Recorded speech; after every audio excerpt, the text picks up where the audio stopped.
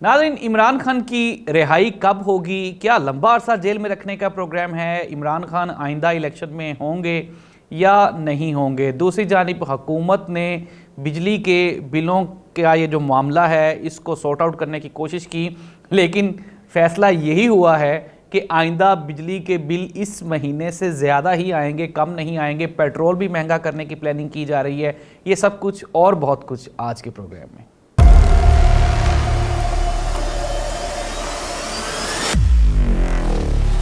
औज़ुबिल्लाहिमिनश्शैतानिर्रजीम, बिस्मिल्लाहिर्रहमानिर्रहीम। अल्लाहुम्मा सल्लि अला मुहम्मदिन व आलि मुहम्मद, करोड़ों दरूद व सलाम हज़रत मोहम्मद मुस्तफ़ा सल्लल्लाहु अलैहि वसल्लम पर, आप सल्लल्लाहु अलैहि वसल्लम की आल पे। आप देख रहे हैं जाहिद अब्बास नकवी ऑफिशियल। नाज़रीन, इमरान खान साहब आजकल जेल में हैं। वैसे तो तोशाखाना केस में खान साहब को उनकी सज़ा मुअत्तल कर दी गई, लेकिन वो जो केस का फ़ैसला है, अगर आप उसके ऊपर गौर करें तो ये इमरान खान के साथ कोई अच्छाई नहीं की गई, बल्कि जो मुअज़्ज़िज़ जज साहब हैं उन्होंने अपनी उनकी जो रवायत थी गुज़श्ता इमरान खान को लेकर उसको बरकरार रखते हुए इमरान एक तो फ़ैसले में, इस फ़ैसले में भी सुकम है।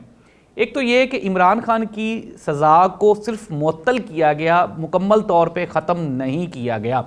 नंबर 2, दूसरी बात, जो सबसे बड़ी इमरान खान की सज़ा थी वो थी 5 साल की नाअहली, और आमिर फ़ारूक साहब ने उसको तो टच नहीं किया।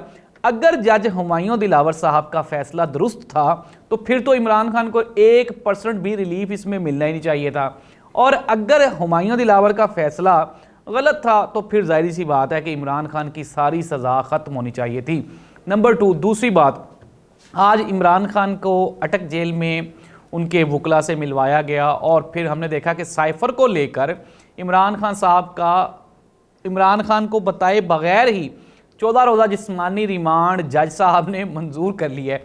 अब चंद एक दो सवालात पूछते हैं कि यार ये क्या हो रहा है, तो मेरा सिंपल सा यही जवाब होता है कि ये जो कुछ भी हो रहा है ये मावराए आइन, कानून, अदालत, ये सब कुछ गलत हो रहा है। ऐसा नहीं होना चाहिए। इमरान खान साहब अगर गिल्टी हैं, पहली बात तो ये कि गुज़श्ता जब से उनकी हुकूमत ख़त्म हुई है अप्रॉक्सीमेटली को 20 महीने हो गए हैं, तो इन 20 महीनों में शदीद मेहनत मुशक्क़त के बावजूद पाकिस्तान के तमाम ताकतवर हलकों ने मिल के कोशिश की है कि किसी न किसी तरह से माली या इखलाकी लिहाज से इमरान खान को कुछ ना कुछ वो नुकसान पहुँचा सकें, लेकिन एट द एंड हर चीज़ पे फतह इमरान खान की होती है और इमरान खान हर चीज़ से बाइज़्ज़त निकल जाते हैं।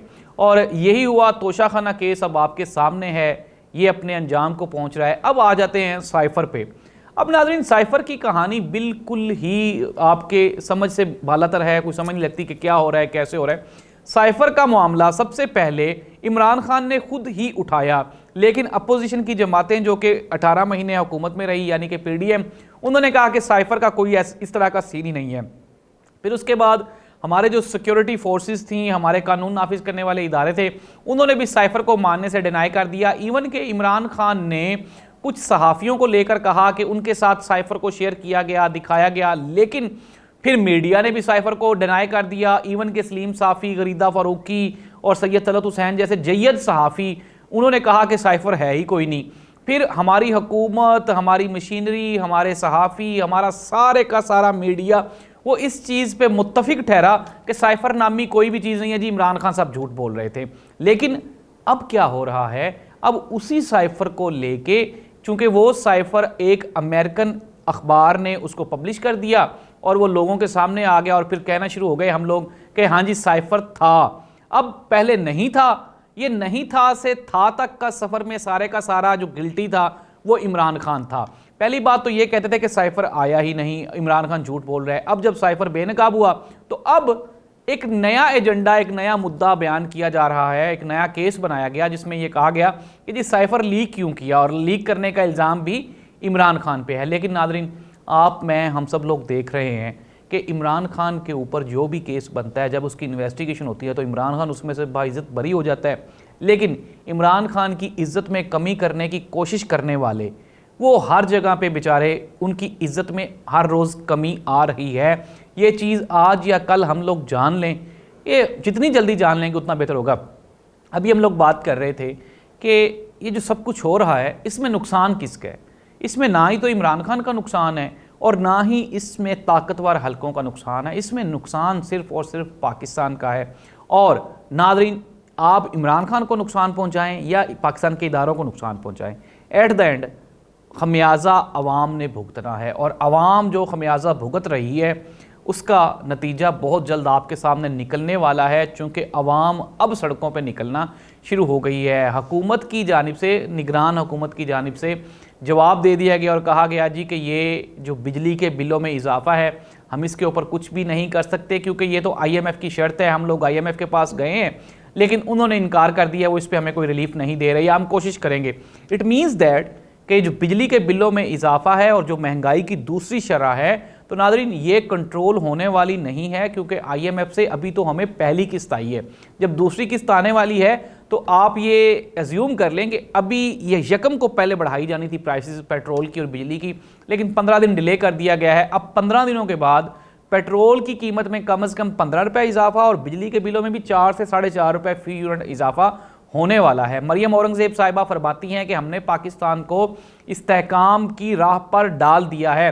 तो अगर मरियम नवाज साहिबा डॉलर 300 रुपये का, पेट्रोल 300 रुपये फ़ी लीटर अवाम बिजली के बिलों को जमा करवाने के लिए, अपने गुर्दे तक बेचने के लिए तैयार है और मजबूर है, अगर आप इसी को इस्तेहकाम कहती हैं तो फिर वाकई आपने मुल्क को इस्तेहकाम की राह पे वाकई डाल दिया है। अगर आप इस्तेहकाम इस चीज़ को समझती हैं कि नून लीग के तमाम केसेस ख़त्म हो जाएं और नून लीग के आला ओहदेदारान लंदन में जाके अय्याशी करें, तो फिर तो वाकई पाकिस्तान इस्तेहकाम की राह पे है। अगर आप ये समझती हैं कि पाकिस्तान का सबसे बड़ा चोर, जिसको कि सुप्रीम कोर्ट ऑफ पाकिस्तान ने सजा दी है, वो लंदन में बैठ के मज़े करे, 50 रुपये के स्टाम्प पे मफरूर हो जाए, तो फिर तो वाकई पाकिस्तान इस्तेहकाम की राह पे है। बिलावल भुट्टो जरदारी, मरियम नवाज साहिबा, मौलाना फजलुर रहमान साहब और दूसरी तमाम जमातें जो कि इमरान खान की हुकूमत ख़त्म करने में जिन्होंने नारा लगाया था कि महंगाई की वजह से हम लोग इमरान खान को ख़त्म कर रहे हैं, आज वो तमाम के तमाम लोग इस मौजूदा महंगाई के ना सिर्फ ज़िम्मेदार हैं, बल्कि उनकी हरकतों की वजह से हम इस स्टेज पे और इस नहज पे पहुँचे हैं कि महंगाई के साथ साथ मुल्क में सियासी अदम इस्तेहकाम भी अपने अरूज पे पहुँच चुका है। तो नाज़रीन, दोनों सूरत हाल में नुकसान पाकिस्तानियों का है और पाकिस्तानी कौम का है, और पाकिस्तानी कौम को इस नहज पे पहुंचाने वाली PDM की वो 14 जमातें हैं जिन्होंने आला कार बने, ना सिर्फ अंदरूनी बल्कि बैरूनी उन ताकतों के जो पाकिस्तान को स्टेबल और मजबूत होता नहीं देखना चाहते। अल्लाह ताला इस मुल्क का, इस कौम का, इस आवाम का हामी नासिर हो। अदरवाइज़ ये जो PDM इस मुल्क के साथ 18 महीनों में करके गई है, ये तो और बात है कि ज़ाहिर सी बात है पीछे भी 30-35 साल इन्हीं की हुकूमत थी, उन्होंने बेड़ा गर्क किया था पाकिस्तान का, लेकिन अब 18 महीने में इन्होंने जो अपने रिकॉर्ड्स तोड़े हैं करप्शन के और अपनी करप्शन को छुपाने के, उसकी मिसाल पूरी पाकिस्तानी तारीख में नहीं मिलती। अल्लाह इस मुल्क का हामी और नासिर हो। अल्लाह ताला आप सबको अपने हिफ्ज़ो ईमान में रखे। कोशिश करें कि अपने एक्सपेंसेस को, अपने जो मामलात हैं उसको समेटें, क्लोज़ करें। अगर आप मोटरसाइकिल चला रहे हैं तो आपसे मेरी वही PDM वाली एप्लीकेशन है, दरख्वास्त है कि जी आप साइकिल पे ट्रैवल करें, अपनी चाय को बंद कर दें, अपने दूसरे मामलात को क्लोज़ करें। मुख्तसर ये कि सादगी और सादा ज़िंदगी गुजारें, क्योंकि इस मुल्क में अगर आपने रहना है तो आप ही को अपने एक्सपेंसेस पे कट लगाना होगा। यहाँ पे कोई बेहतरी की तवक्को फ़िलहाल नहीं है। अल्लाह इस मुल्क का हामी और नासिर हो। अल्लाह हाफ़िज़।